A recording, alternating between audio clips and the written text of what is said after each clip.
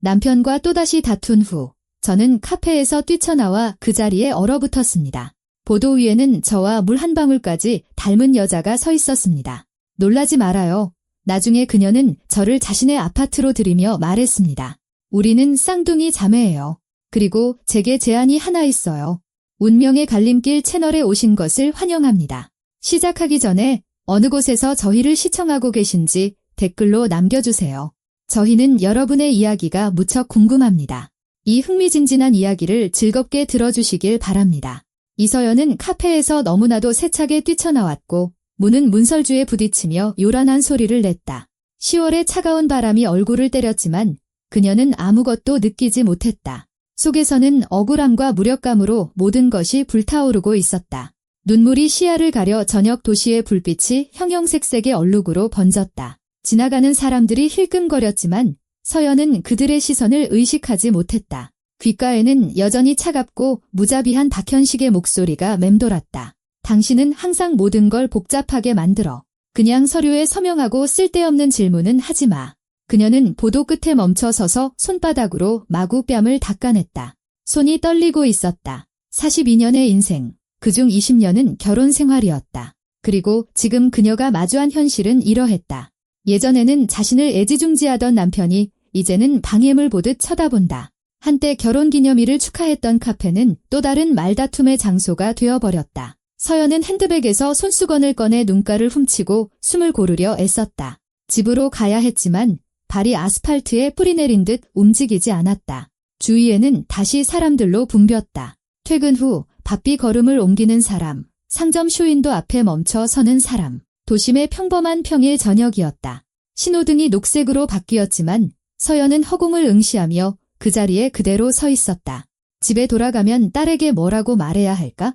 가은이는 부모님의 다툼을 보지 못한 척하면서도 모든 것을 눈치채고 있었다. 불과 2달 전에 20살이 된 딸, 이제는 어엿한 대학생이지만 어머니에게는 여전히 아이였다. 서연은 마침내 길을 건너려고 고개를 들다가 그 자리에 얼어붙었다. 길 건너편, 바로 그녀의 맞은편에 한 여자가 서 있었다. 그녀는 짙은 남색 코트를 입고 있었다. 머리는 서연처럼 쪽을 찌고 있었다. 하지만 옷차림이나 머리 모양 때문이 아니었다. 여자는 서연을 똑바로 쳐다보고 있었는데 그것은 마치 거울을 보는 것 같았다. 똑같은 얼굴 윤곽, 똑같은 눈매, 심지어 윗입술 위의 점까지 같은 자리에 있었다. 서연의 심장이 쿵 내려앉았다.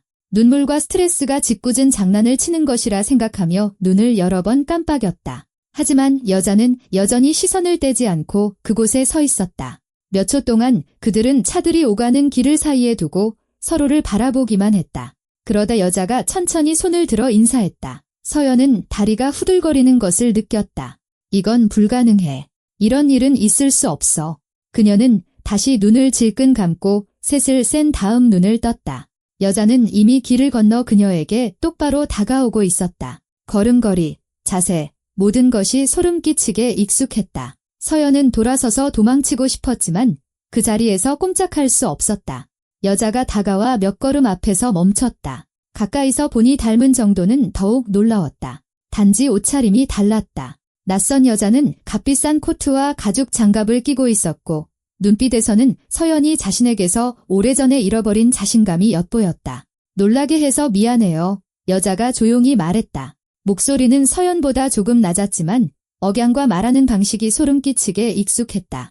저는 최미나라고 해요. 미친 소리처럼 들리겠지만 제가 당신 동생이에요. 서연은 입을 벌렸지만 아무 소리도 내지 못했다. 동생이라고? 그녀에게는 동생이 없었다. 그녀는 외동딸이었다. 부모님은 항상 그렇게 말씀하셨다. 쌍둥이요. 미나는 마치 그녀의 생각을 읽은 듯 말을 이었다. 우리는 태어날 때 헤어졌어요. 오랫동안 당신을 찾아다녔어요. 이건 무슨 착오일 거예요. 서연이 마침내 힘겹게 내뱉었다. 저한테는 동생이 없어요? 그럴 리가 없어요. 지금 이 모든 걸 받아들이기 얼마나 힘든지 이해해요. 미나가 한 걸음 더 다가왔다. 서연은 그녀의 향수 냄새, 은은한 꽃향기를 맡을 수 있었다. 하지만 제발 설명할 기회를 줘요. 서류도 있고 사진도 있어요. 전 바로 이 근처에 살아요. 걸어서 5분 거리예요. 우리 집에 가서 차나 커피라도 한잔하면서 얘기해요. 괜찮다면요. 서연은 마른 침을 삼켰다.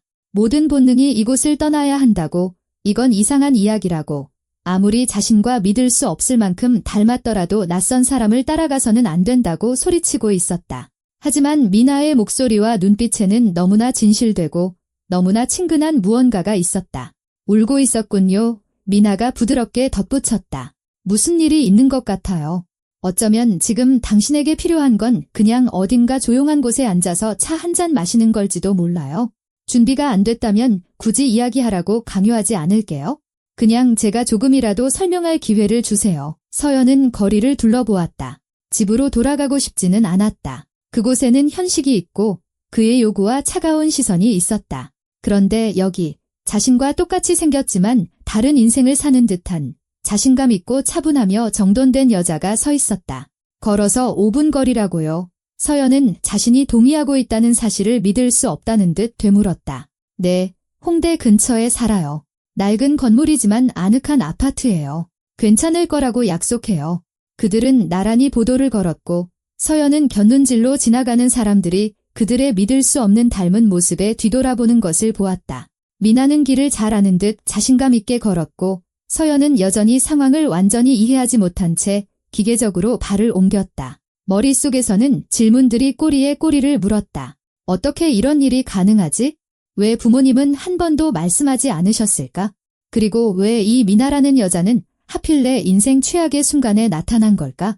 그들은 좁은 골목으로 접어들었고 다시 한번 꺾었다. 정말로 5분 뒤 그들은 조각된 장식이 있는 낡은 벽돌집 앞에 멈춰섰다. 미나가 열쇠를 꺼내 무거운 나무 현관문을 열었다. 3층이에요. 엘리베이터는 없어요. 그녀가 미리 알려주었다. 하지만 전 익숙해요. 그들은 말없이 계단을 올랐다. 서연은 자신의 심장 박동 소리를 들었고 장갑 속 손바닥에 땀이 차는 것을 느꼈다. 3층에서 미나가 아파트 문을 열고 먼저 안으로 들어갔다. 불을 켜자 아파트는 작지만 매우 아늑해 보였다. 현관에는 낡은 서랍장이 있었고 벽에는 액자에 담긴 사진들이 걸려 있었다. 미나는 코트를 벗어 옷걸이에 걸고 서연이 옷 벗는 것을 도와주었다. 방에서는 책과 커피 냄새가 났다. 바닥부터 천장까지 닿는 큰 책장에는 책들이 가득 꽂혀 있었다. 창가에는 화분이 놓여 있었다. 담요가 덮인 푹신한 소파, 낮은 커피 테이블, 구석의 플로어 스탠드. 모든 것이 평온하고 사람이 사는 온기로 가득했다. 앉아요. 제발. 미나가 소파를 가리키며 말했다. 차 드실래요? 커피 드실래요? 차요. 서연은 푹신한 쿠션에 몸을 맡기며 조용히 대답했다. 미나가 부엌에서 분주하게 움직이는 동안 서연은 방을 둘러보았다. 벽에는 미나가 여러 장소에서 여러 사람과 함께 찍은 사진들이 걸려 있었다. 어떤 사진에서는 더 젊어 보였고 다른 사진에서는 아주 앳돼 보였다. 서연은 자리에서 일어나 더 가까이 다가갔다. 한 사진에서 미나는 백발의 나이 든 여성을 껴안고 있었다. 둘 다 미소 짓고 있었다. 다른 사진에서는 바닷가에 서 있었고 바람에 머리카락이 흩날리고 있었다. 제 양어머니예요. 미나의 목소리가 들렸다. 그녀는 컵 2개와 쿠키가 담긴 접시가 놓인 쟁반을 들고 방으로 들어왔다. 김영애 여사님, 정말 훌륭한 분이셨어요. 3년 전에 돌아가셨어요. 서연은 소파로 돌아왔다. 미나는 쟁반을 테이블에 내려놓고 옆에 앉았지만 긴장감을 느끼며 너무 가깝지는 않게 거리를 두었다. 어디서부터 시작해야 할지 모르겠네요. 미나는 자신의 컵을 들고 뜨거운 차에 입김을 불었다. 아마도 맨 처음부터겠죠? 우리는 1983년 3월 24일 대구의 한 산부인과에서 태어났어요. 쌍둥이로요. 우리 생물학적 어머니는 아주 어렸어요. 겨우 19살이었죠. 두 아이를 키울 형편이 못 됐어요. 서연은 두 손으로 컵을 감싸 쥐었고 온기가 손가락으로 퍼져나가는 것을 느꼈다. 당신은 이동훈 씨와 이영자 씨 부부에게 입양됐어요. 미나가 말을 이었다. 그분들은 서울 분들이셨고 아이를 입양하기 위해 특별히 내려오셨죠. 그리고 저는 일주일 뒤에 김영애 여사님께 입양됐어요. 그분은 여기 이 도시에 사셨고 혼자셨죠. 평생 딸을 갖는 게 꿈이셨대요. 당신이 이 모든 걸 어떻게 알아요? 서연의 목소리는 쉬어 있었다. 그녀는 자신이 입양되었다는 말을 들어본 적이 없었다. 부모님은 항상 그녀가 친딸이라고 말씀하셨다. 김 여사님이 제가 18살이 되었을 때 말씀해 주셨어요. 미나는 차를 한 모금 마셨다. 모든 서류를 보여주셨죠. 그때 당신을 찾기로 결심했어요. 몇 년이 걸렸어요. 기록 보관소, 수소문, 막다른 길전 사설 탐정으로 일하는데 그게 조사에 도움이 됐죠. 2년 전에 우리 생모를 찾았어요. 이미 돌아가셨지만 그분의 여동생이 이동훈 씨 댁에 대한 정보를 줬어요. 서연은 들은 말을 소화하며 침묵했다. 이동훈 씨와 이영자 씨, 그녀의 엄마와 아빠. 그들은 10년 전 반년 차이로 세상을 떠났다. 암이 두 분 모두를 데려갔다. 돌아가시기 전에 어머니는 마치 쌓아둔 모든 것을 털어놓으려는 듯 많은 이야기를 하셨다. 하지만 서연이 입양하라는 사실에 대해서는 한마디도 하지 않으셨다. 왜 저한테 말씀하지 않으셨을까요? 서연이 속삭였다. 모르겠어요. 아마 당신이 온전히 그분들의 딸이라고 느끼길 바라셨을 수도 있죠. 아니면 당신이 생물학적 부모를 찾기 시작할까 봐 두려우셨을지도 몰라요. 그런 상황에서 사람들은 저마다 다르게 행동하니까요. 미나는 서연의 컵 가까이, 하지만 닿지는 않게 테이블 위에 손을 얹었다. 충격이 크다는 거 알아요. 그리고 전 당신 인생을 뒤집어 놓으려고 온 게 아니에요. 그냥 만나고 싶었어요. 어떻게 사는지, 어떤 사람인지 보고 싶었어요. 서연이 고개를 들었다.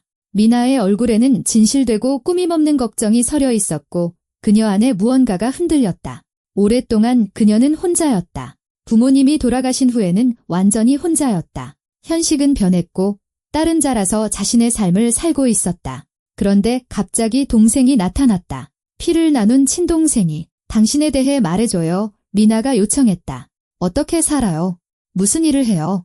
그리고 서연은 이야기하기 시작했다. 처음에는 주저하며 그 다음에는 점점 더 자유롭게 그녀가 진심으로 사랑했던 도서관 사서 일에 대해 이야기했다. 똑똑하고 예쁜 딸 가은이가 국문학과에 다니는 이야기도 했다. 20년 전 현식을 만났을 때 그가 얼마나 매력적이고 세심하고 다정했는지도, 그가 어떻게 그녀의 마음을 얻으려 애썼는지, 꽃을 선물하고 시를 읽어주었는지, 결혼식을 올리고 가은이가 태어났던 일들. 처음 몇 년은 행복했어요. 서연은 무의식적으로 컵을 손안에서 돌렸다.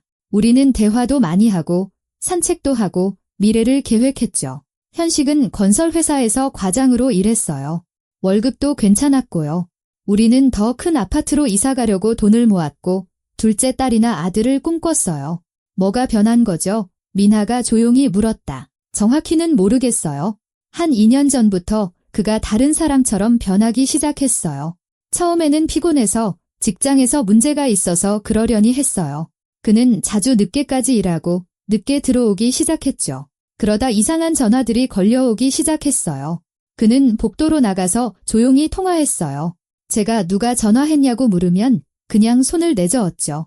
업무상 통화라고. 미나는 끼어들지 않고 주에 깊게 들었다. 석 달 전쯤에는 서류 몇 장을 가져와서 서명해야 한다고 했어요.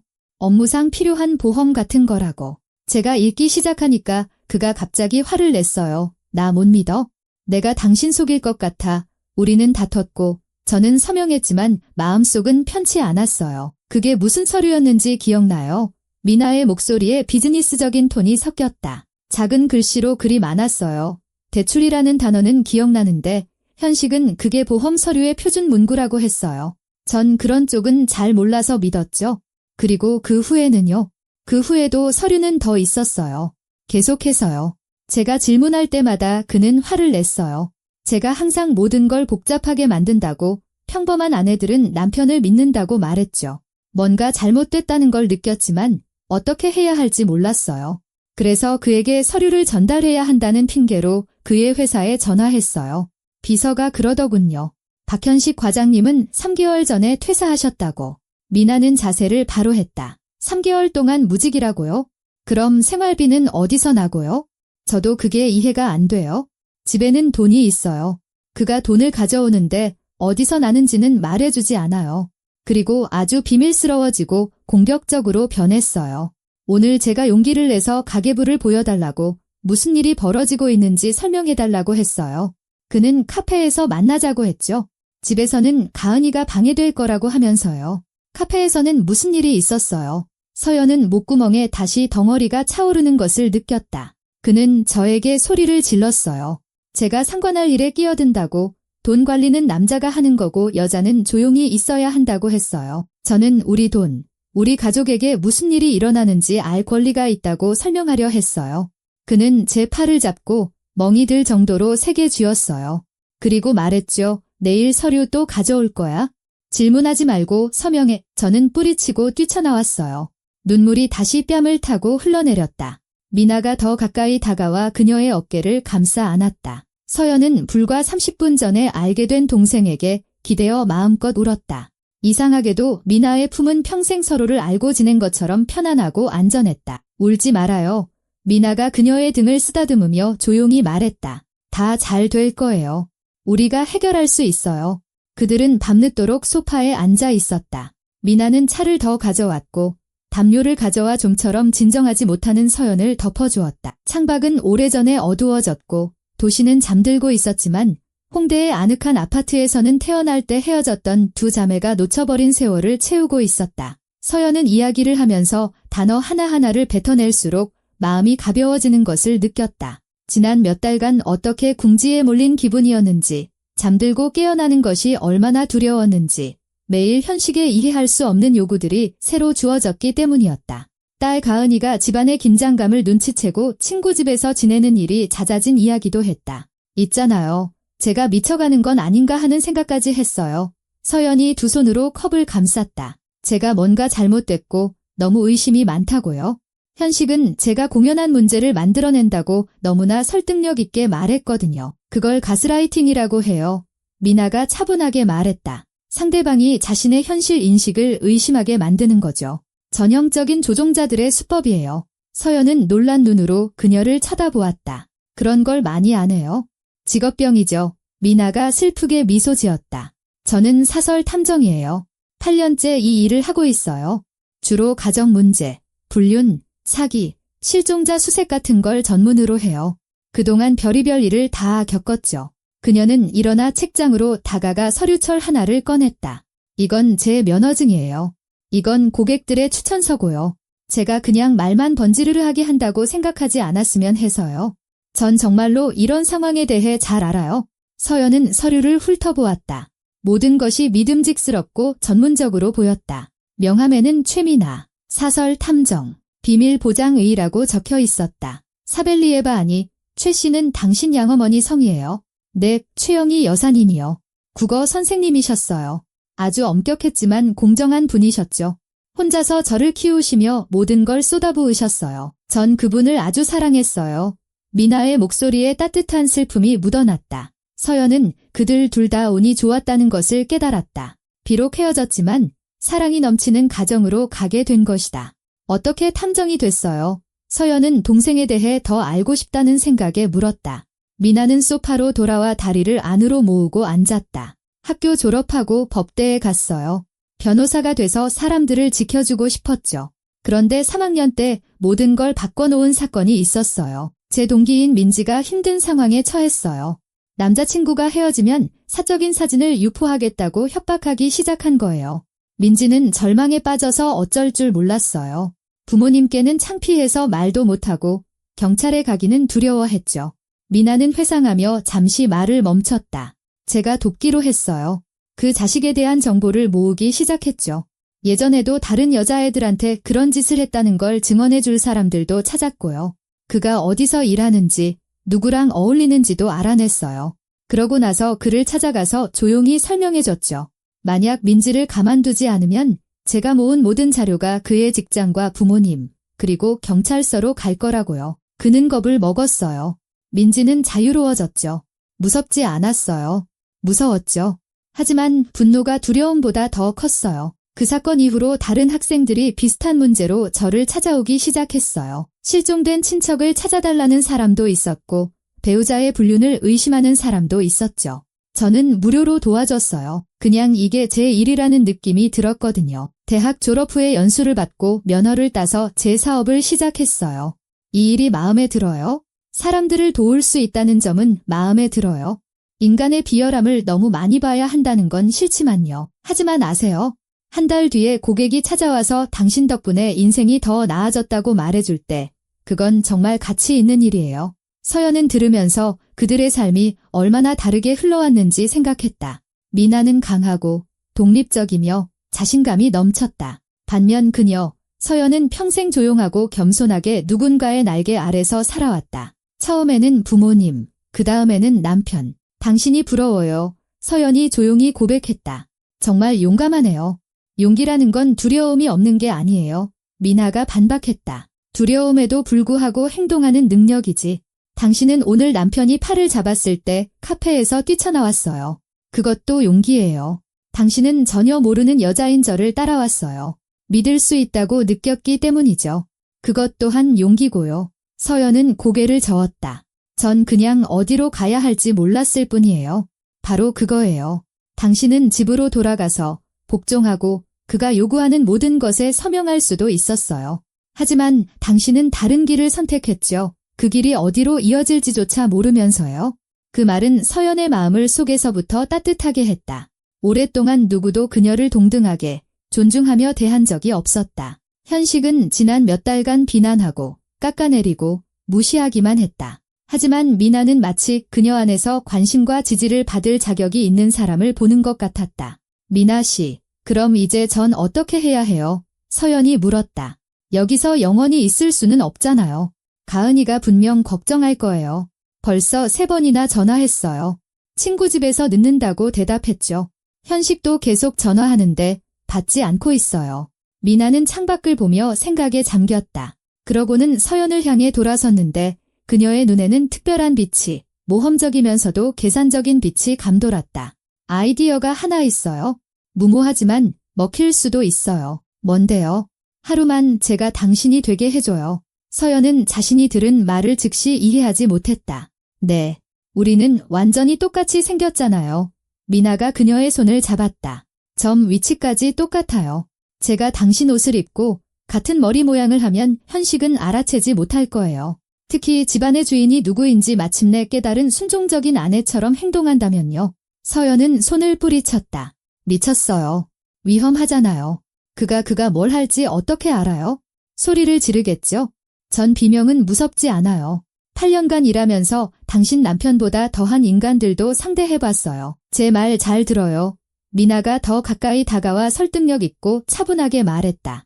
당신 남편은 이 서류들로 뭔가를 꾸미고 있는 게 분명해요. 당신 명의로 된 대출. 이건 전형적인 수법이에요. 배우자 명의로 대출을 잔뜩 받고 나서 사라져 버리는 거죠. 빚더미에 남겨두고. 이런 경우 수십 번은 봤어요. 지금 우리가 그를 막지 않으면 당신은 모든 걸 잃게 될 거예요. 그뿐만 아니라 엄청난 빚을 지게 될 거고요. 하지만 당신이 어떻게 그걸 막아요? 제가 당신 집으로 갈 거예요. 내일 제가 정신을 차렸고 그가 원하는 모든 것에 서명할 준비가 됐다고 말할 거예요. 그 같은 남자들은 자신이 이겼다고 생각할 때 경계를 풀어요. 그는 말하기 시작하고 자랑하고 설명할 거예요. 그리고 저는 모든 걸 녹음할 거예요. 녹음한다고요? 미나는 핸드백에서 라이터만 한 작은 녹음기를 꺼냈다. 이건 전문 장비예요. 8시간까지 녹음되고 마이크 감도도 아주 좋아요. 옷 속에 숨길 거예요. 그는 눈치채지 못할 거예요. 현식이 자기 계획을 스스로 털어놓으면 우리에게는 증거가 생기는 거죠. 그러면 경찰서든 은행이든 가서 이 대출 계약들을 무효로 만들 수 있어요. 서연은 들은 말을 소화하려 애쓰며 침묵했다. 마치 싸구려 영화 시나리오처럼 들렸다. 하지만 지난 몇 달간 그녀의 삶 전체가 싸구려 영화 같지 않았던가. 만약 그가 당신이 나인 걸 눈치채면요. 못 알아볼 거예요. 제 경험을 믿어요. 사람들은 자신이 보고 싶어 하는 것을 봐요. 제가 당신 옷을 입고 당신 머리 모양을 하고 순종적인 목소리로 말하면 그는 바로 당신을 순종적이고 꺾인 당신을 보게 될 거예요. 그가 원하는 게 바로 그거니까 그는 그걸 믿을 거예요.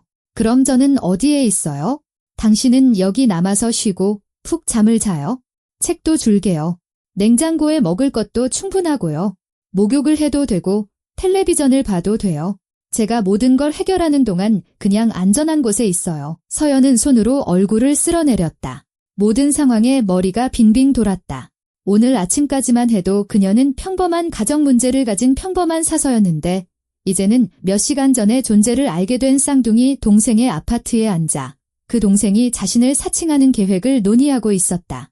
너무 위험해요. 서연이 속삭였다. 뭐가 위험한지 알아요. 미나가 그녀의 두 손을 잡고 자신을 똑바로 보게 했다. 지금 당신이 사는 것처럼 계속 사는 게 위험한 거예요. 읽지도 않고 서류에 서명하고 어떻게든 모든 게 저절로 해결되기를 바라고 현식이 당신 인생을 완전히 망가뜨릴 때까지 기다리는 것, 그게 정말로 위험한 거예요. 미나의 말에는 진실이 있었고 서연은 그것을 느꼈다. 그녀는 두려워하는 것에 지쳤고 희생자가 되는 것에 지쳤으며 남편이 예전에 사랑스럽고 다정한 모습으로 돌아오기를 기다리는 것에 지쳤다. 그는 돌아오지 않을 것이다. 그는 이미 자신의 진짜 얼굴을 보여주었다. 만약 뭔가 잘못되면요? 서연이 물었다. 그러면 바로 나올 거예요. 하지만 아무 일도 없을 거예요. 이건 제 일이에요. 서연 언니? 제가 뭘 하는지 알아요. 서연 언니. 미나는 그녀를 어릴 적 부모님이 부르던 것처럼 불렀다. 가장 가까운 사람들만이 그 애칭을 쓸 권리가 있었다. 그리고 갑자기 서연은 미나가 가까운 사람이라는 것을 느꼈다. 비록 몇 시간밖에 알지 못했지만 가장 가까운 사람. 좋아요. 서연이 숨을 내쉬었다. 해봐요. 하지만 조심하겠다고 약속해요. 약속할게요. 미나는 그녀의 손을 꽉 잡고 이어서 껴안았다. 서연은 동생에게 기대며 잊고 있던 무언가, 희망이 마음속에서 깨어나는 것을 느꼈다. 어쩌면 정말로 모든 것을 바꿀 수 있을지도 모른다. 어쩌면 그녀는 평생 참고 침묵해야 할 운명이 아닐지도 모른다. 그들은 오랫동안 서로를 껴안고 앉아 있다가 미나가 일어나 행동을 개시했다. 그녀는 비즈니스적이고 침착했다. 이런 작전을 처음 해보는 것이 아님이 분명했다. 불빛 아래서 언니를 좀 볼게요. 미나는 방의 모든 불을 켰다. 내가 뭘 따라 해야 할지 정확히 알아야 해요. 서연은 그토록 뚫어지게 쳐다보는 시선에 조금 부끄러워하며 일어섰다. 미나는 그녀 주위를 돌며 모든 세부 사항을 살폈다. 머리카락이 나보다 조금 더 길지만 그건 문제없어요. 묶으면 되니까. 염색했어요. 아니요, 자연색이에요. 좋아요. 나도 그래요. 입술 위점도 똑같고 흉터나 특별한 표시는 없죠? 네, 없어요. 목소리는요? 남편이랑 보통 어떻게 대화해요? 서연은 생각에 잠겼다. 조용히요. 최근에는 그가 옆에 있을 때 항상 조용히 말해요. 괜히 화나게 할까봐 무서워서요. 어떻게 하는지 보여줘요? 서연은 목소리를 낮추고 거의 애원하는 듯한 톤으로 말했다. 현식 씨, 미안해요. 당신 화나게 하려던 건 아니었어요. 미나가 고개를 끄덕였다. 알겠어요. 그건 할 수 있겠어요. 버릇은요? 제스처나 습관 같은 거? 모르겠어요. 머리카락을 귀 뒤로 넘기는 걸 자주 하고 긴장하면 옷자락을 만지작거려요. 미나는 두 가지 제스처를 모두 따라 해보았다. 완벽하게 자연스러웠다. 좋아요. 집에서는 보통 뭐 입어요? 원피스 아니면 청바지에 스웨터. 별거 없어요. 평범한 옷들이요. 그럼 내일은 뭐 입을 계획이었어요? 서연은 당황했다. 카페에서 뛰쳐나올 때 내일 따위는 생각조차 하지 않았다. 아마도 회색 바지에 파란색 블라우스요. 옷장에 걸려 있어요. 얼마 전에 세탁해뒀거든요. 그렇다면 내가 아침 일찍 현식 씨가 깨기 전에 당신 집으로 가야겠네요.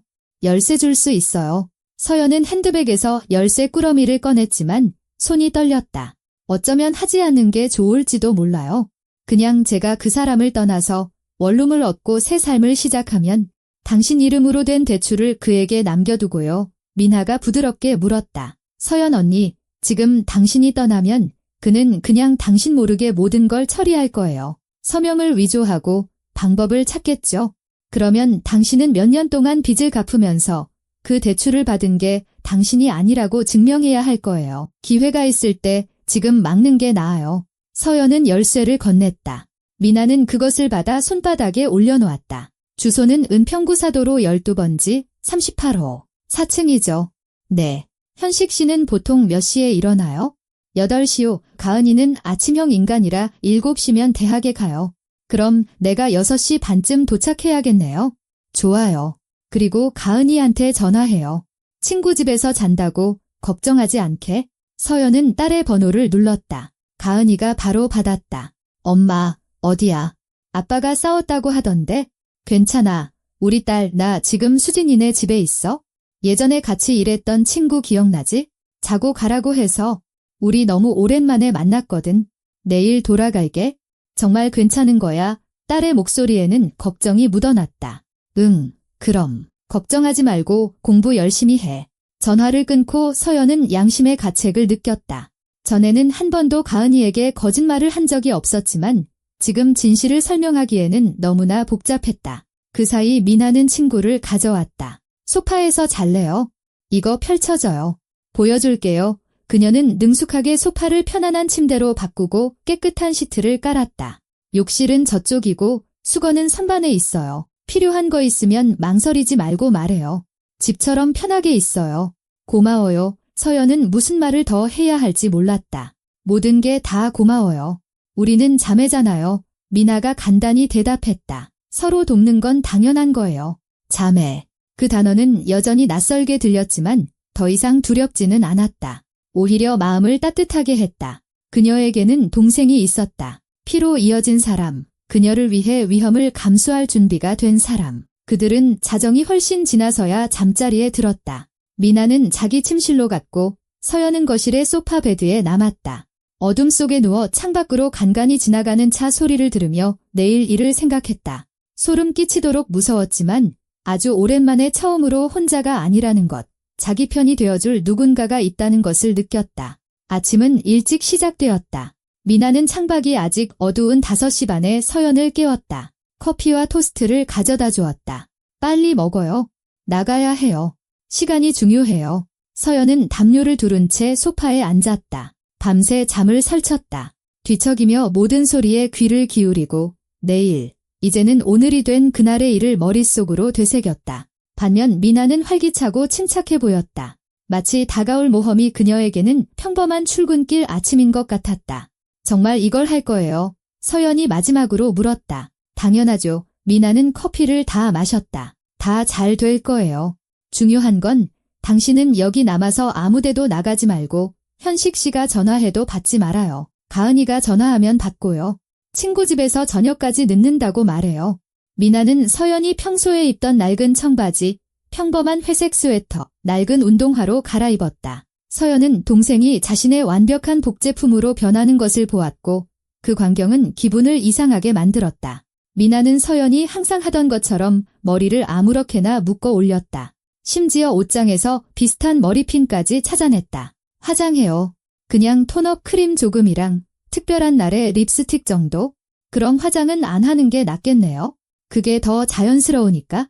미나는 작은 녹음기를 스웨터 안주머니에 숨기고 녹음이 잘 되는지 확인했다. 봐요. 전혀 티 안 나죠.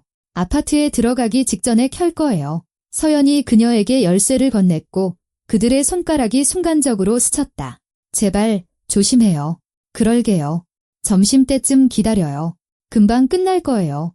미나는 떠났고 서연은 하룻밤 사이에 거의 집처럼 느껴지게 된 낯선 아파트에 혼자 남았다.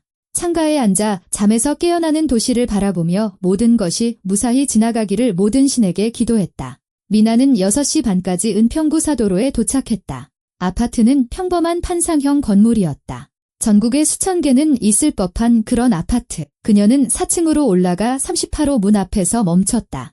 녹음기를 꺼내 녹음을 시작하고 다시 주머니에 숨겼다. 깊게 숨을 들이마시고 내쉬며 역할에 몰입했다. 그러고 나서 열쇠를 자물쇠에 넣고 조용히 문을 열었다. 아파트는 조용했다. 방에서 숨소리가 들려왔다. 현식은 아직 자고 있었다. 미나는 현관에서 신발을 벗고 주위를 둘러보았다. 전형적인 방 3개짜리 아파트. 복도, 오른쪽은 부엌, 왼쪽은 방들. 벽에는 가족 사진이 걸려 있었다. 서연의 사진이 많았다. 젊고 행복한 모습으로 갓난아기를 안고 있는 사진. 그 다음은 좀 더 나이가 들어 훌쩍 큰 딸과 함께. 그리고 그 옆에는 항상 키가 크고 건장하며 이마가 벗겨지고 굳은 미소를 띤 남자가 있었다. 박현식. 미나는 부엌으로 가서 주전원을 켰다. 마치 이곳에 사는 사람처럼 자연스럽게 행동해야 했다. 찬장에서 컵을 꺼내는데 서연이라면 이런 것을 쓸 것이라는 직감으로 무늬 없는 가장 단순한 것을 골랐다. 차를 우려내고 식탁에 앉아 기다렸다. 현식은 정확히 8시에 침실에서 나왔다. 미나는 문이 쾅 닫히는 소리, 복도를 가로지르는 무거운 발소리를 들었다. 그는 실내복 바지와 티셔츠 차림으로 배를 긁으며 부엌으로 들어왔다. 그의 시선은 미나에게 무관심하게 흥미없이 스쳐 지나갔다. 돌아왔네. 그가 중얼거렸다. 아예 도망간 줄 알았는데. 미나는 시선을 내리고 서연이라면 그랬을 것처럼 두 손으로 컵을 쥐었다. 미안해요. 내가 잘못했어요. 현식은 코웃음을 치며 냉장고를 열어 우유를 꺼냈다. 잘못했다고? 그게 뭐가 달라지는데? 식당 전체가 떠나가라 소란을 피우고. 카페였어요. 미나가 조용히 정정했다가 즉시 입술을 깨물었다. 서연이라면 따지지 않았을 것이다. 하지만 현식은 신경 쓰지 않았다. 우유를 머그잔에 붓고 통에 든 인스턴트 커피를 부었다. 카페든 식당이든 상관없어.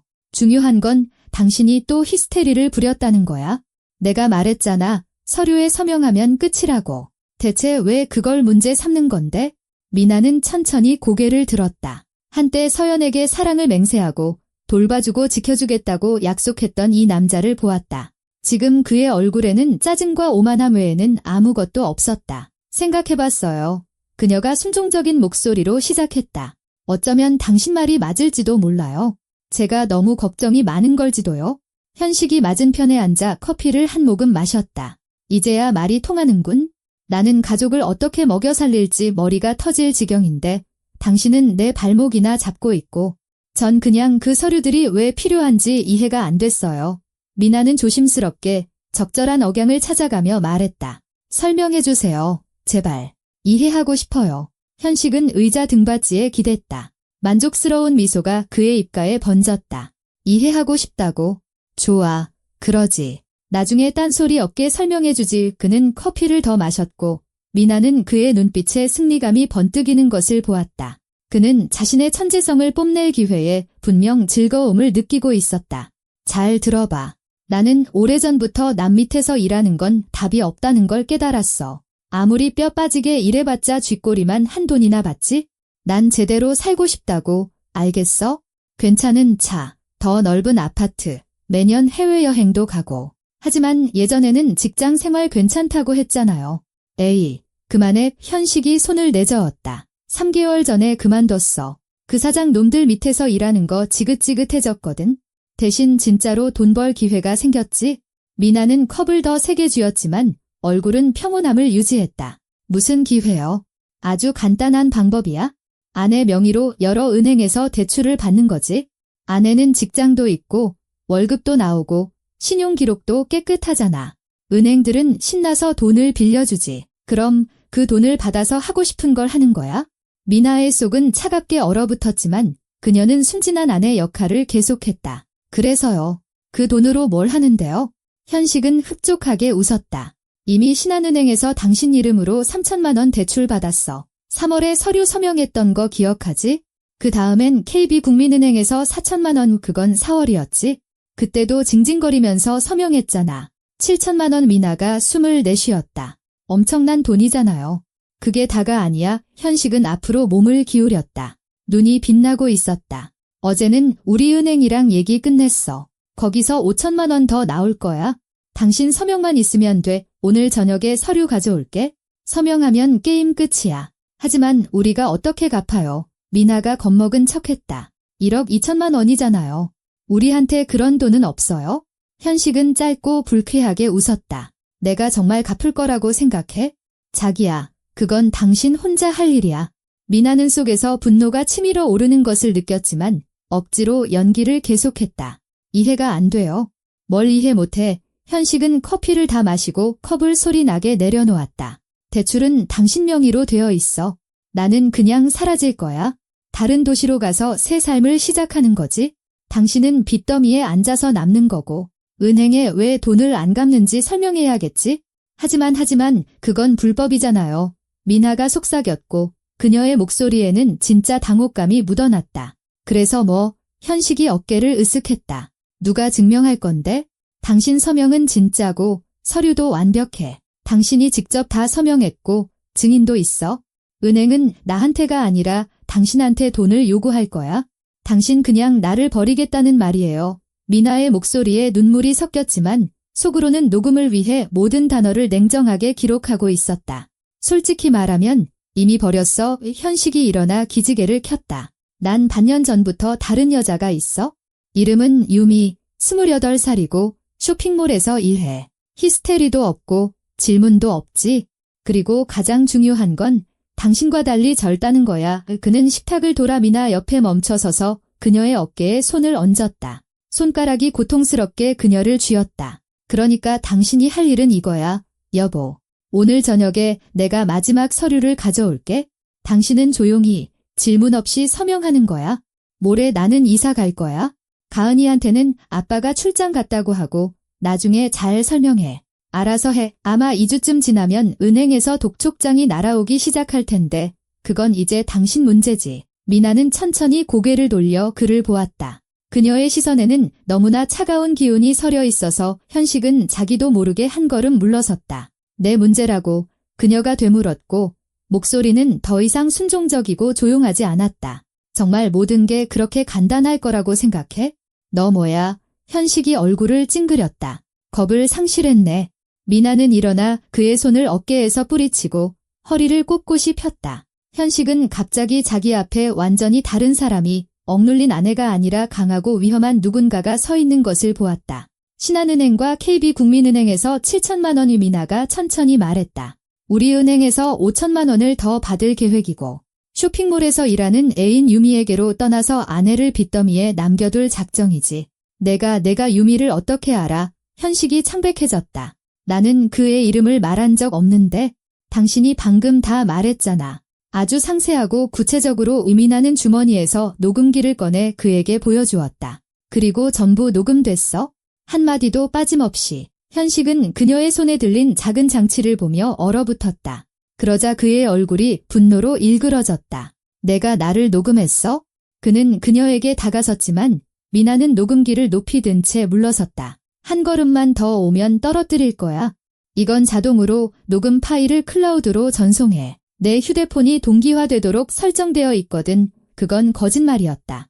녹음기는 그런 기능이 없었지만 현식은 그걸 알아챌 만큼 기술에 박지 않았다. 그거 당장 내놔. 싫어. 미나가 차분하게 대답했다. 안 줘도 되냐 하면 이게 서연 언니의 인생을 구해줄 유일한 증거니까?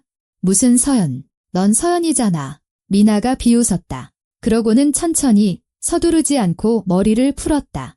머리카락은 현식의 아내보다 몇 센티미터 더 짧았다. 그 다음엔 설득력을 위해 일부러 꽂았던 머리핀을 빼고 머리를 흔들었다.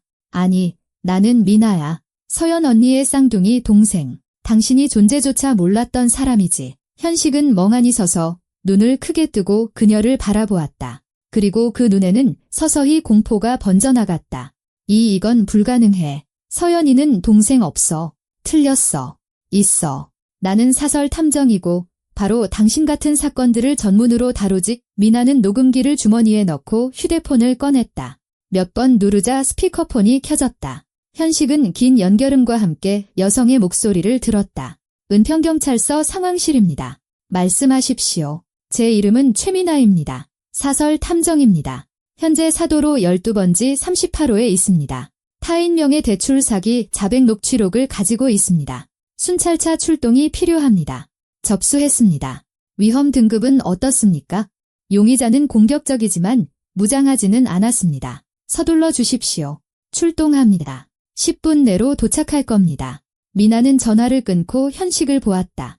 그는 시트처럼 창백하게 서 있었고 이제야 자신이 어떤 덫에 걸렸는지 이해하기 시작하는 것 같았다. 너 이럴 순 없어. 그가 중얼거렸다. 난 아무 말도 안 했어. 내가 다 꾸며낸 거야? 녹음 파일은 다르게 말하고 있지. 미나는 벽에 기대어 팔짱을 꼈다. 두 은행에서 7천만 원, 5천만 원을 더 받을 계획. 아내를 빚더미에 남겨두고 도망칠 의도. 애인 유미. 녹음 파일 틀어줄까? 당신 목소리야. 억양 하나하나까지. 현식은 문 쪽으로 한 걸음 옮겼지만 미나가 고개를 저었다. 그러지 않는 게 좋을 거야. 경찰이 오고 있어? 도망치려 하면 법망을 피하려는 시도로 간주될 거야. 형량만 늘어날 뿐이지. 무슨 형량? 현식의 목소리가 떨렸다. 뭐 때문에? 사기죄. 형법 제347조. 2년에서 6년까지의 징역형. 액수가 크고 계획적이었던 걸 감안하면 최고형까지도 가능하지. 하지만 난 아직 아무 짓도 안 했어. 우리 은행 대출은 아직 받지도 않았다고. 하지만 다른 두 은행에서는 이미 받았지? 그건 이미 기정사실이야. 그리고 나한테는 당신이 자기 계획을 상세히 설명하는 자백이 있어. 현식은 의자에 주저앉아 얼굴을 두 손으로 감쌌다. 그러려던 게 아니었어. 그냥 돈이 없어서. 다들 돈 없어. 미나가 매섭게 말했다. 하지만 모두가 아내 명의로 대출을 받아서 빚더미에 버리고 도망가지는 않아. 서연 언니한테 무슨 일이 일어났을지 알아? 직장에서 해고됐을 거야. 법원 집행관들이 계좌를 압류할 테니까. 집도 구할 수 없었을 거고. 빚쟁이한테 누가 집을 빌려주겠어. 딸이랑 같이 길거리에 나앉았을 거라고. 알겠어. 생각 못했어. 바로 그거야. 넌 생각하지 않았어. 너는 오직 너 자신과 28살짜리 유미 생각만 했지? 복도에서 발소리가 들리고 이어서 문을 세게 두드리는 소리가 났다. 경찰입니다. 문 여세요. 미나가 문으로 가서 열었다. 문 앞에는 2명의 경찰관, 40대쯤의 남자와 젊은 여자가 서 있었다. 최미나 씨 맞습니까? 남자가 신분증을 보여주며 확인했다. 네, 접니다. 들어오세요. 용의자는 부엌에 있습니다. 경찰관들이 들어왔다. 그들 뒤로 서연이 따라 들어왔다. 그녀는 창백했고 눈은 눈물로 붉었지만 허리를 꼿꼿이 세우고 있었다. 현식을 보자 그녀는 부엌 문 앞에서 멈춰섰다. 서연아, 현식이 의자에서 벌떡 일어났다. 서연아, 들어봐. 이건 다 오해야. 내가 설명할 수 있어? 박현식 씨, 경찰관이 현식에게 다가갔다. 당신은 묵비권을 행사할 권리가 있습니다. 당신이 하는 모든 말은 법정에서 불리하게 사용될 수 있습니다. 난 아무 짓도 안 했어요. 현식이 소리쳤다. 이건 함정이에요. 저 여자들이 다 꾸민 거라고요. 배우자 명의로 금전을 편취하고 도주할 목적으로 대출을 받은 것은 형사 범죄입니다. 여경이 차분하게 말했다. 저희에게는 당신의 자백 녹취록이 있습니다. 서로 가시죠. 조서를 작성해야 합니다. 현식은 아파트 밖으로 끌려나갔다. 그는 뒤를 돌아보며 무언가 소리치려 했지만 경찰관들은 더 이상 듣지 않았다. 문이 닫히고 아파트는 조용해졌다. 서연과 미나는 복도에 서서 서로를 바라보았다. 그러다 서연이 한 걸음 앞으로 나아가 동생을 껴안았다. 놓치면 안 된다는 듯이 필사적으로 꽉 고마워. 그녀가 눈물 사이로 속삭였다. 고마워, 고마워, 고마워. 미나는 그녀의 등을 쓰다듬었고 그녀의 눈에도 눈물이 반짝였다. 다 끝났어. 이제 그는 더 이상 언니를 해칠 수 없어. 하지만 대출은 7천만 원이나 무효가 될 거야. 이 녹음 파일이 있으면 사기를 증명하기는 쉬워. 은행은 돈을 돌려받고 사건은 종결될 거야. 언니는 자유야. 자유. 그 단어는 음악처럼 들렸다. 서연은 몸을 떼고 동생의 눈을 바라보았다. 어떻게 여기까지 올 결심을 했어? 그가 무슨 말을 할지 몰랐잖아. 그냥 입 다물고 있을 수도 있었는데. 그런 사람들을 알지. 미나가 웃었다. 자랑하는 걸 참지 못하는 부류야. 자신들이 이겼다고 생각하면 자기가 얼마나 똑똑한지 꼭 떠벌리기 시작하거든. 그가 참지 못할 거라고 확신했어. 위험을 감수했구나. 우리 둘 다 위험을 감수했지? 하지만 그럴 만한 가치가 있었어. 그들은 부엌으로 돌아와 식탁에 앉았다. 서연은 새로 차를 우려냈고 그들은 손을 잡은 채 말없이 앉아 있었다. 창밖으로는 평범한 평일의 하루가 밝아오고 있었다. 사람들은 출근했고 차들은 제 갈 길을 가고 있었다. 그리고 이 아파트에서는 한 인생이 끝나고 다른 인생이 시작되고 있었다. 이제 어떻게 되는 거야? 서연이 물었다. 이제 언니는 이혼 소송을 제기할 거야. 이번 사건을 고려하면 재판은 빨리 끝날 거고 현식은 징역형을 받겠지.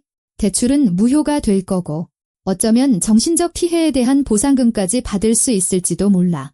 나는 뭘 해야 하지? 미나가 그녀의 손을 쥐었다. 살아야지. 마음껏 숨쉬고 매일매일을 기뻐하고 옆에는 항상 지지해줄 동생이 있다는 걸 알아야지. 서연은 눈물 사이로 미소 지었다. 몇 달 만에 처음으로 진심으로 자유롭게. 동생 이 그녀가 반복했다. 듣기 좋네. 그럼 아주 좋지. 미나가 동의했다. 사도로 아파트에서 현식이 끌려나간 그 아침으로부터 3개월이 지났다. 서연의 삶을 송두리째 뒤집어 놓은 3개월이었지만 이번에는 좋은 쪽으로였다. 그녀는 자신의 아파트 부엌에 앉아 창밖의 가을 도시를 바라보고 있었다. 나뭇잎들은 금빛과 진홍빛으로 물들었고 공기는 맑고 신선해졌다. 곧 11월이 오고 진짜 겨울이 찾아올 것이다. 하지만 서연은 더 이상 미래를 두려워하지 않았다. 오랫동안 처음으로 그녀는 불안이 아닌 희망으로 앞을 내다보았다. 식탁 위에는 어제 우편으로 온 서류들이 놓여 있었다. 최종 판결문이었다.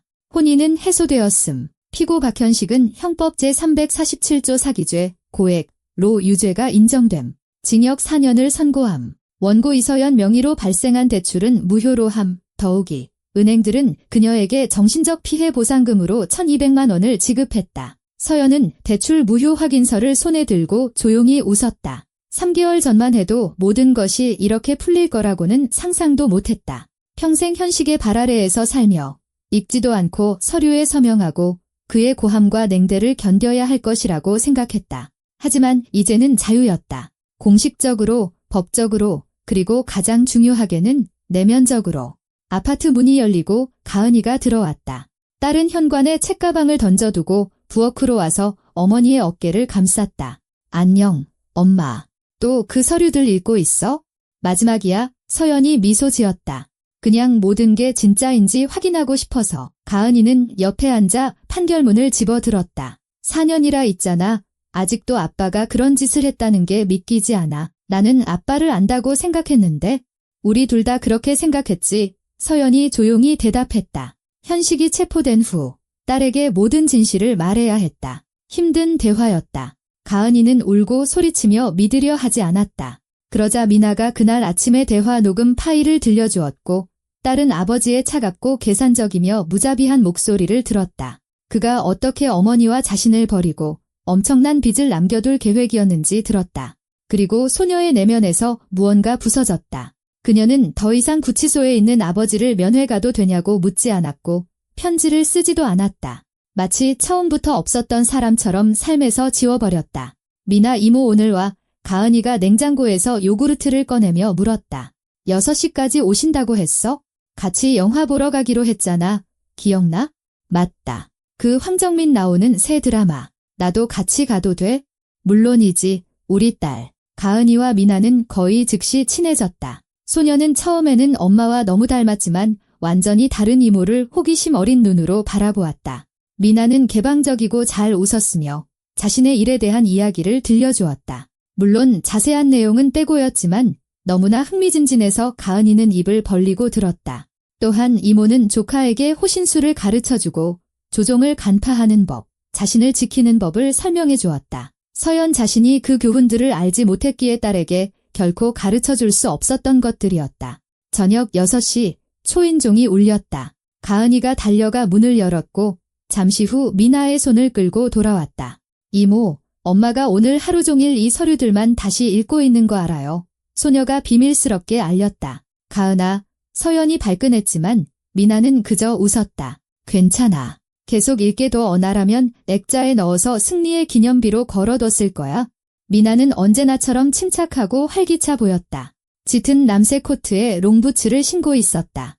머리는 포니테일로 묶었다. 그녀는 케이크 상자를 식탁에 올려놓았다. 이거 샀어. 오늘 같은 날은 달콤한 게 필요할 것 같아서. 무슨 날인데? 서연이 의아해했다. 무슨 날이라니? 판결문이 왔잖아. 언니는 공식적으로 자유로운 사람이야. 축하해야지. 그들은 셋이서 식탁에 둘러앉았고 그것은 너무나 자연스럽고 너무나 당연한 일처럼 느껴졌다. 마치 항상 그래왔던 것처럼. 미나는 남편의 이중생활을 의심하는 여성이 의뢰한 새로운 사건에 대해 이야기했다. 가은이는 대학 소식을 전했다. 젊고 잘생긴 새 강사가 와서 모든 여학생이 난리라고 했다. 서연은 차를 마시며 그들의 이야기를 듣고 자신이 얼마나 운이 좋은지 생각했다. 엄마, 도서관은 언제 출근해? 가은이가 빵에 버터를 바르며 물었다. 내일부터. 관장님이 전화하셔서 어떻게 지내는지 물어보셨어. 다들 나를 기다린다고 하시더라. 이용자분들도 찾으신대. 서연은 2개월 병가를 냈다. 의사는 남편이 체포된 후 그녀의 상태를 보고 문제없이 서류를 처리해 주었다. 자신을 추스를 시간, 일어난 일을 되새길 시간, 새롭게 사는 법을 배울 시간이 필요했다. 처음 몇 주는 힘들었다. 식은땀을 흘리며 깨어났고 문 여는 것을 두려워했으며 모든 전화벨 소리에 움찔했다. 하지만 미나가 곁에 있었다. 매일 찾아왔고 때로는 밤을 새우기도 했다. 그들은 몇 시간씩 대화했고 서서히 서연은 두려워하지 않는 법을 배웠다. 참, 나도 제안할 게 있어. 미나가 차를 한 모금 마시고 동생을 보았다. 내가 사업 확장해서 제대로 된 탐정사무소를 열고 조수를 구하고 싶다고 말했던 거 기억나? 기억나. 그래서 말인데 혹시 언니가 나랑 같이 일해볼 생각은 없는지 궁금해서. 서연은 어리둥절한 표정으로 그녀를 쳐다보았다. 내가 탐정을. 미나야, 농담하는 거지? 전혀. 들어봐. 언니는 기억력도 좋고 꼼꼼하고 서류 작업도 잘하잖아. 그리고 가장 중요한 건 사람들을 잘 이해하고 뭔가 잘못됐을 때 그걸 느낀다는 거야.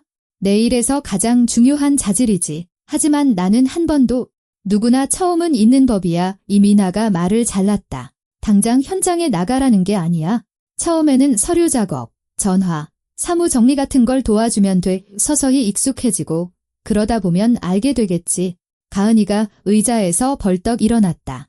엄마, 그거 진짜 멋지다. 상상이가 진짜 탐정이 되는 거야? 모르겠어. 서연이 당황하며 말했다. 나 벌써 42인데 이 나이에 직업을 바꾸는 사람은 없어. 왜 없어? 미나가 그녀의 손을 잡았다. 서연 언니, 인생을 바꾸고 싶다고 직접 말했잖아. 여기 기회가 있어? 마음에 안 들면 도서관은 어디 안 가 언제든 돌아갈 수 있어. 하지만 시도해볼 가치는 있잖아. 서연은 제안을 곱씹으며 침묵했다. 지난 3개월 동안 그녀는 이미 예전이라면 불가능하다고 생각했을 새로운 일들을 너무나 많이 해냈다. 이혼 소송을 제기했고 법정에서 현식의 눈을 똑바로 보며 증언했다. 스스로 돈을 관리하는 법을 배웠다. 요가를 시작했다. 미나가 스트레스 해소에 도움이 된다며 강력히 권했다. 그리고 정말로 도움이 되었다. 해볼게. 서연은 자신도 모르게 말했다. 하지만 파트타임으로만. 도서관은 만약을 위해 일단 남겨둘래. 미나의 얼굴에 미소가 번졌다. 좋아. 월요일부터 시작하자. 내가 다 보여주고 알려줄게. 만세. 가은이가 손뼉을 쳤다. 이제 우리 엄마는 탐정이 둘이나 되겠네. 한 명이야. 미나가 정정했다. 나는 이모잖아. 그게 뭐 어때서? 그래도 멋져. 저녁에 그들은 영화를 보러 갔다. 영화는 이혼 후 새로운 삶을 시작하는 한 여성에 대한 슬프고도 아름다운 이야기였다. 서연은 스크린을 보며 주인공에게서 자신을 보았다. 같은 두려움, 같은 의심, 더 나은 삶에 대한 같은 희망. 영화가 끝났을 때 그녀의 눈에는 눈물이 고였지만 그것은 맑은 눈물이었다. 재미있었어. 영화관을 나오며 미나가 물었다. 아주. 데려와줘서 고마워. 뭘, 우린 자매잖아. 이제부터 이렇게 영화도 보고 카페도 가고 연극도 보러 다니자. 놓친 거 전부 다 만회해야지. 놓친 것. 42년 동안 그들은 서로의 존재를 몰랐다. 42년 동안 같은 도시에 살면서 단 한 번도 마주치지 않았다. 그러다 운명은 그들을 그 10월 저녁 카페 앞에서 만나게 했고 모든 것이 변했다. 집에 돌아오자 가은이는 바로 자기 방으로 갔다. 내일 시험이 있어서 준비해야 했다. 미나가 돌아가려 했지만 서연이 그녀를 붙잡았다. 조금만 더 있다가 할 얘기가 있어? 그들은 거실 소파에 앉았다. 서연은 책장에서 낡은 사진 앨범을 꺼냈다. 봐, 이분들이 내 부모님이야.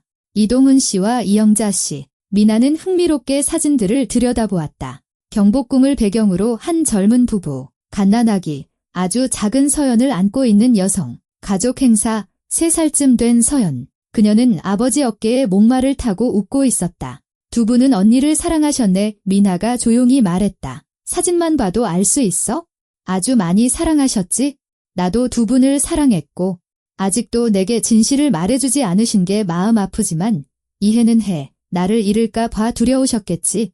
만약 더 일찍 알았다면 생모를 찾아 나섰을까? 서연은 생각에 잠겼다. 모르겠어. 아마도 그랬을 거야. 적어도 호기심에서라도. 내가 찾았어. 이미나가 앨범 페이지를 넘겼다. 정확히는 그분에 대한 정보를 찾았지. 8년 전에 돌아가셨어. 이름은 김인영. 우리를 낳았을 때 아주 어렸대. 19살 임신 사실을 안 부모님이 집에서 쫓아냈다고 하더라. 여관방에서 살면서 청소부로 일했대. 우리를 입양 보낸 후에 다른 도시로 가서 자기 인생을 꾸렸어. 결혼해서 아이도 둘 더 낳았고. 그럼 우리한테 남동생이나 여동생이 더 있다는 거네. 서연이 놀랐다. 남동생 둘. 내가 찾았어. 민수랑 지훈이 둘 다 30대 초반이야. 연락처 줄까? 서연은 고개를 저었다. 아니, 지금은 아니야. 시간이 필요해. 먼저 내게 내가 있다는 사실에 익숙해지고 그 다음에 어쩌면 동생들까지 생각해보게 될지도 모르지. 언니 좋을 대로 해. 서두를 필요 없어. 미나는 앨범을 닫고 테이블에 올려놓았다. 무슨 생각하는지 알아? 모든 일은 제때에 일어난다는 거야. 만약 우리가 더 일찍 만났다면 아마 이렇게 가까워지지 못했을지도 몰라. 언니는 결혼했고 자기 삶이 있었고 나는 항상 출장 다니고 일에 파묻혀 있었으니까. 하지만 그날 저녁 카페 앞에서의 만남은 완벽한 순간이었어. 언니는 도움이 필요했고 나는 그걸 줄 수 있었지. 그리고 우리 둘 다 스스로도 모르는 사이에 찾고 있던 것을 찾은 거야. 가족. 서연이 조용히 말했다. 응, 가족. 그들은 어깨를 맞대고 나란히 앉아 있었고 서연은 오랫동안 느껴보지 못했던 평온함을 느꼈다. 그녀에게는 강하고 자신감 있게 자라는 딸이 있었다. 좋아하는 직장이 있었고 새로운 것을 시도할 기회도 있었다. 더 이상 남자의 고함을 두려워할 필요 없는 아파트가 있었다. 그리고 가장 중요한 것은 인생의 가장 어두운 순간에 기적처럼 나타난 동생이 있었다. 미나야, 너는 가족에 대해 생각해 본 적 있어? 내 가족 말이야. 서연이 물었다. 결혼 안 했지? 아직은. 미나가 미소 지었다. 몇 번 연애는 했는데 잘 안 됐어? 일이 시간을 너무 많이 빼둬서. 모든 남자가 그걸 감당할 준비가 되어 있는 건 아니더라고. 하지만 걱정 안 해. 2년이라면 만나게 되겠지? 매주 우리 집에 저녁 먹으러 와. 이제부터 전통이야. 기꺼이. 미나가 말했다. 참, 제안하고 싶은 게 있는데 다음 주말에 우리 셋이 어디 놀러 가는 거 어때? 교회 펜션이나 그냥 자연 속으로라도. 가을이 이렇게 예쁜데 도시에만 있기는 아깝잖아. 좋은 생각이야. 나 정말 오랫동안 어디 놀러 간 적 없어. 그럼 정해졌다. 내가 다 알아볼게. 미나는 자정 무렵에 떠났다. 서연은 그녀가 나간 문을 닫고 문설주에 기대어 미소 지었다. 인생은 정말로 변하고 있었다. 천천히, 한 걸음씩, 하지만 더 나은 쪽으로 변하고 있었다. 다음 날 아침, 그녀는 알람 없이 푹 잤기 때문에 저절로 눈을 떴다. 침대에 앉아 기지개를 켜고 창가로 다가갔다. 밖은 맑은 가을날이었다. 햇살이 지붕을 황금빛으로 물들이고 있었다. 저기 어딘가 교도소에서 현식은 또 다른 하루를 시작하고 있을 것이다. 서연은 그에게 아무것도 느끼지 않았다. 분노도, 연민도, 후회도 없이 그저 텅 비어 있었다. 그는 끝나버린 과거의 일부였다. 그녀는 부엌으로 가서 커피를 내렸다. 가은이는 아직 자고 있었다. 오늘은 오후 수업만 있었다. 서연은 컵을 손에 들고 식탁에 앉아 오늘이 병가의 마지막 날이라는 것을 생각했다. 내일이면 도서관에 복귀하고 며칠 뒤에는 미나의 사무소에서 일을 돕기 시작할 것이다. 새로운 삶, 새로운 기회, 새로운 자신. 휴대폰이 울렸다. 미나에게서 메시지가 왔다. 좋은 아침, 우리 언니. 오늘 저녁 우리 집에서 저녁 식사하는 거 잊지 마. 내가 케이크 가져갈게. 사랑해. 서연은 미소 지으며 답장했다. 좋은 아침. 기다리고 있을게. 나도 사랑해. 3개의 짧은 단어. 예전에는 그토록 어려웠던 말, 나도 사랑해. 이제 그녀는 그 말을 쉽고 자유롭게 할 수 있었다. 왜냐하면 그녀는 자신이 그에 대한 응답으로 사랑받고 있다는 것을 알았기 때문이다. 진심으로, 아무 대가 없이, 진짜로. 그녀는 커피를 다 마시고 시계를 보았다. 오전 10시. 앞으로 기회로 가득 찬 하루가 온전히 남아 있었다. 그리고 곁에는 그녀의 삶을 더 나은 곳으로 만들어주는 사람들이 있었다. 엄마를 자랑스러워하는 딸, 항상 지지해주는 동생. 서연은 일어나 복도 거울로 다가갔다. 자신의 모습을 바라보았다. 똑같은 얼굴, 똑같은 눈. 하지만 무언가 변해 있었다. 그 눈에는 더 이상 두려움도 순종도 없었다. 오직 평온함과 자신감만이 있었다. 안녕, 새로운 나의. 그녀가 거울 속 자신에게 조용히 말했다. 그러자 거울 속 모습이 미소로 답했다. 저녁, 약속한 케이크를 들고 미나가 왔고 가은이가 식탁을 차렸을 때 그들은 셋이서 부엌에 앉아 계획에 대해, 주말 여행에 대해, 탐정사무소 일에 대해, 대학의 새 학기에 대해, 사소하고 중요한 것들에 대해 이야기했다. 그리고 그것은 너무나 좋았고 너무나 당연했다. 이렇게 따뜻하고 아늑한 곳에 앉아 혼자가 아니라는 것을 아는 것. 무슨 생각했는지 알아요. 가은이가 케이크 한 조각을 자르며 말했다. 만약 그때 엄마가 카페에서 뛰쳐나오지 않았다면, 만약 미나 이모를 만나지 못했다면 어떻게 됐을까요? 서연과 미나는 서로를 마주 보았다. 모르겠어. 서연이 솔직하게 대답했다. 아마도 나는 모든 서류에 서명하고 빚더미에 앉고 어쩌면 집과 직장을 잃었을지도 몰라. 어쩌면 너랑 나랑 길거리에 나앉았을지도 모르지. 하지만 그런 일은 일어나지 않았어. 미나가 단호하게 말했다. 왜냐하면 내 엄마는 생각보다 더 강한 사람이었으니까. 도망쳐야 할 때 도망쳤고 내가 낯선 사람이었음에도 나를 따라왔고 위험한 계획에 동의했고 법정에서 증언했어. 언니가 이긴 거야? 우리가 이긴 거지? 서연이 정정했다. 함께 미나가 동의했다. 그들은 찻잔을 부딪혔고 가은이가 웃었다. 이 세상에서 가장 이상하고 가장 멋진 가족이야. 동감이야. 서연이 미소 지었다. 창밖으로는 가을의 땅거미가 짙어지고 있었다. 도시는 불을 밝혔다. 그리고 저기 어딘가 이 넓은 세상에서 다른 누군가는 자신의 드라마를 겪고 자신의 두려움과 싸우고 출구를 찾고 있었다. 하지만 여기 이 사도로 아파트에서 이 조용한 저녁에 모든 것이 좋았고 모든 것이 제자리에 있었으며 앞으로는 온전한 삶이 펼쳐져 있었다. 새롭고 자유로우며 희망으로 가득한 삶이. 이야기를 들어주셔서 감사합니다.